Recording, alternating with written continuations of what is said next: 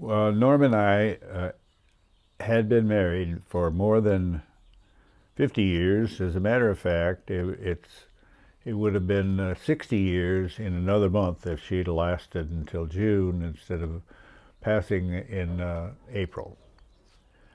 About the last 10 years, she had gradually been suffering from the lung problem that she developed when she was young. At the end, when she decided on hospice, she couldn't talk, so she had to write things down. And I saved those notes that she wrote, and the last one said that she didn't think that God wanted her to live that way. So she says, maybe I can have hospice. So we ended up being with Hospice of the North Coast, and that was a beautiful decision. Hospice is a perspective. It is a philosophy of care. Hospice is a support system. I like to think of hospice as a safe haven on a journey. Hospice is caring and compassion. It's so holistic. Hospice provides a comfortable and secure path for patients to enter the last stages of their life. Everybody has a sense of what's important to them towards end of life. And of course, our primary concern is the patient, but the patient and family are our total, as it were, focus of our service, unit of service. What we try to help them do is articulate what will bring them peace. And then we will try to accommodate that they die in the place they want to die, under the circumstances they'd like to die, pain-free, alert, sleepy, whatever they want, with their identified needs met. She got massages of her feet. They sent in people that played strange instruments. They sent people here that would come and stay with her if I needed to go and do something, and that of course was very important. If I couldn't get one of my children to do that. And they had so many good people that were all dedicated to doing the job, that it was something that I sort of marvel that these people have this kind of dedication.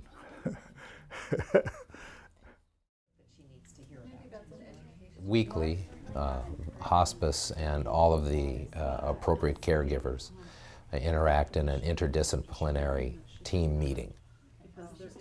We talk about each and every patient. We discuss the patients who have passed. We discuss the patients who have come on to hospice and are new. Most importantly, we talk about the patients who remain on hospice on a week-to-week basis. Their needs and changing needs are discussed in detail. Primarily my role is to be the case manager, the team leader, so to speak, and make sure that patients' care is being carried out according to what the plan we have in place. I interface with the rest of the team members, the social worker, the home health aide, the chaplain, volunteer coordinator, the doctor, and just really be sure that we're all on the same page and working towards the goals that we have set.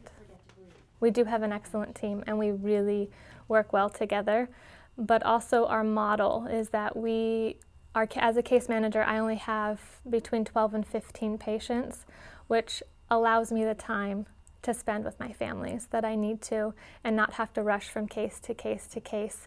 If I need to be there 2 or 3 hours, my schedule warrants me to be there 2 or 3 hours to support them. And I think that's the big thing that makes us the most different.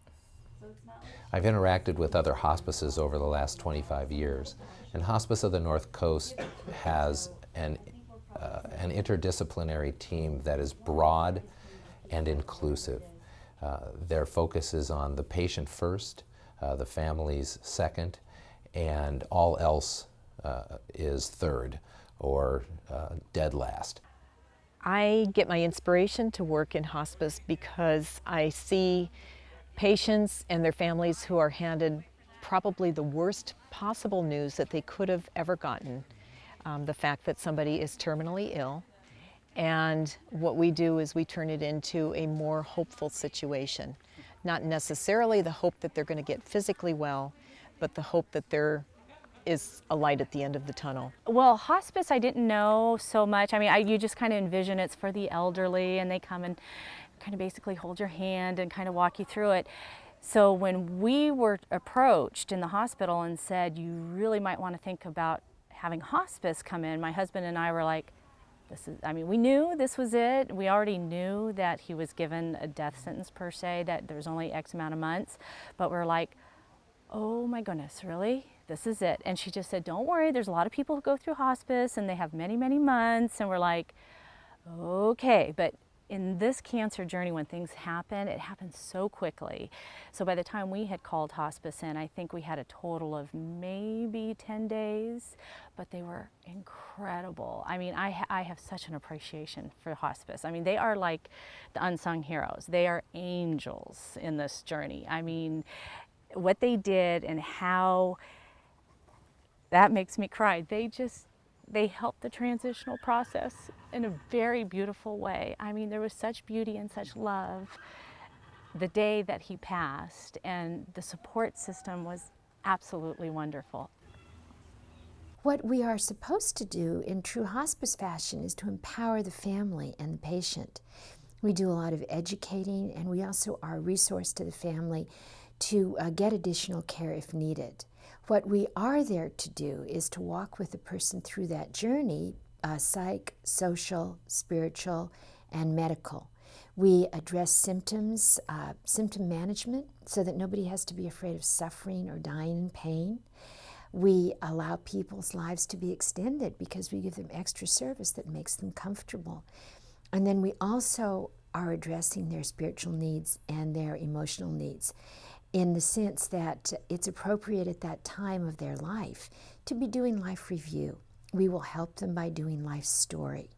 And we will support the family, so that sometimes a family in conflict and under stress, not knowing how to cope, we're there for them.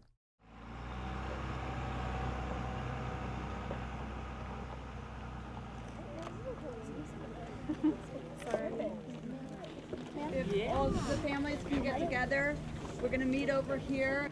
Everybody has a rock, right, that they've done? So Camp Hope stands for Healing Outdoor Play Experience.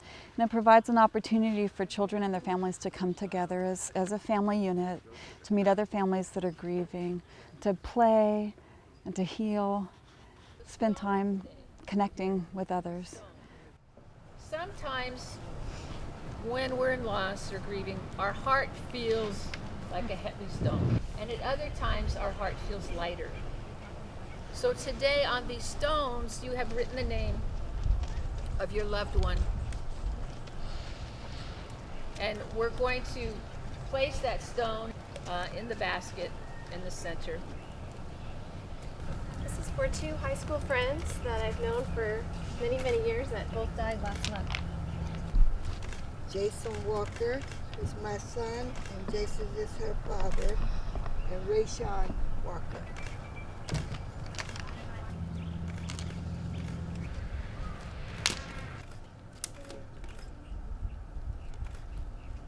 We chose to wait to have our children. So at the time that my husband had passed away, they were, gosh, Julie was 7 and 5. So anyways, it was pretty devastating. So just to get that, what?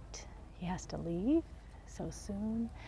It was hard for us. But we still feel him. He's with us, and we're fine with where he went, and we're at peace with that. So now the challenge is still finding a new in all of this and trying to keep our family connected and living. We're still here to live.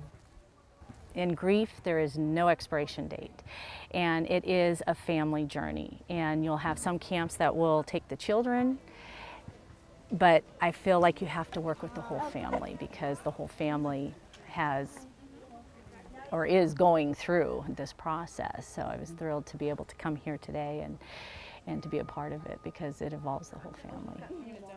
Wait, can we start now? Can we start? We've got all ages. I think our youngest is 5 and the oldest is 82. We open it to our families that have been on our hospice service, but we also open it up to the community. So actually in this year's camp, we have about 15 families total, and over half of those are from the community. We have expressive arts activities, we have movement activities such as Qigong, and gets you basically into a very relaxed state. We also have unstructured play activities like animal encounter, where the kids get to come and see different animals that have also been injured and are healing in this environment. Camp Hope it's a good combination of a peaceful place to be and dealing with our feelings through art, through activities, through touching the animals who are non-judgmental about anything that we do. I love nature. I can sit outdoors all day and watch the birds and the flowers and the trees. And I love it. What do they say sometimes? Be still, be quiet, and enjoy. Be still, be quiet, enjoy. Stilling the body, the mind. And then that's when we commune. So do you believe that there's We spiritual counselors try not to come with an agenda, except to meet each person where they're at.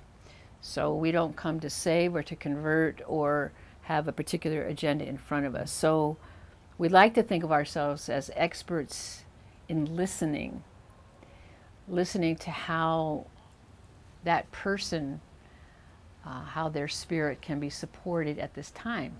For someone like Barbara, I mean, in meeting her instantly, I just started listening because I knew I was at the feet of a wisdom keeper, of an elder, 93 years young in spirit. And then I just began asking her, how did she get to be this age? You know, does she have beliefs that have enabled her to live so peacefully? And that's when she started sharing her background with me. It's the hospice philosophy that everyone has a spirit, and how they nurture their spirit is unique to each person. So a lot of people, when they hear our title, immediately say, I don't go to church, or I haven't been to church in years. And we kind of say, it's bigger than that. Well, I don't belong to a religion. It's bigger than that. You know, and they go, well, I'm agnostic. It's bigger than that. You know, we come to support people's spirit in this part of their journey, that we're trying to bring comfort, body, mind, and spirit. My personal goal is for us to combine the most sophisticated in clinical responses and modalities for pain reduction, palliative care theories and models, with old-fashioned hospice care, which takes care of the patient and the family, body, mind, and spirit. And I'd like to be able to preserve the intimacy and the size of our hospice while surviving in a world where hospice has become a business. And I refuse to believe that that can't be done, and that's what we're about here. I spent a lot of time with the family over the weekend. It was a late admission on a Friday, and spent a number of hours on Friday and Saturday and on a Monday, and then the patient passed away on a Tuesday night. It was after hours, and I was there after the patient passed away, and I became a part of that family, and they just were sharing stories with me, and we were laughing and joking, and I tried to express to them how much they gave me, but you can't put it into words, because I learned something new from every single one of my patients and families, and it gives me a renewed appreciation for my life and for the people I surround myself with, that it's just difficult to actually put into words to make somebody understand what it actually feels like to be a hospice nurse. My take on hospice, I mean, I'm motivated to volunteer or help out in any way I can, because each one of those members just brought something to the table, a sense of peace, a sense of love, a sense of strength, a sense of hope. that we weren't alone afterwards even. So it was beautiful. So hospice is wonderful. Thank you.